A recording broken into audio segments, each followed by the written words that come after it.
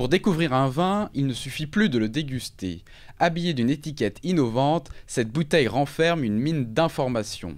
C'est le coup de cœur de ce vigneron angevin, un pictogramme collé sur la bouteille. Une fois décodé par un smartphone, le vin livre ses sentiments. Avec une application gratuite qu'on télécharge d'internet, il suffit de prendre la bouteille, de viser le code barre. Voilà, une page qui s'affiche avec différents onglets. D'abord une photo de la pourriture noble, mes vins, mes balades et vendanges, nos valeurs.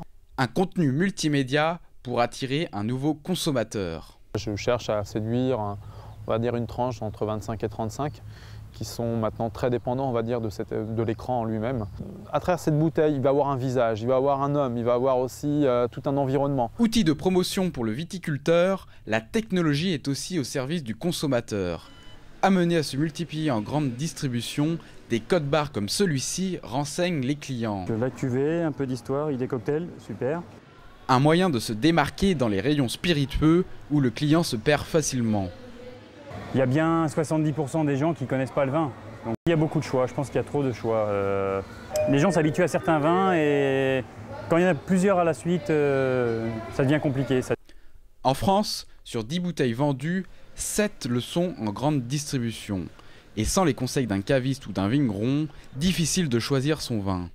Pour aider le consommateur à s'y retrouver, des vidéos sommeliers devraient débarquer dans les hypermarchés dans les mois à venir. C'est déjà le cas sur Internet. Je souhaite à votre tour de faire une belle dégustation et de vous forger votre propre opinion. Pour forger celle des touristes, les Vins de Loire se sont dotés d'une application iPhone. Val-de-Loire, 3e grande région viticole française. On s'est rendu compte que les touristes, pour organiser leur séjour dans le vignoble, s'y prenaient de plus en plus tardivement. Et donc le fait d'avoir un outil comme celui-ci, ça peut leur permettre d'organiser ce séjour de manière très simple. Vous avez à votre disposition les hébergements qui sont disponibles sur la région.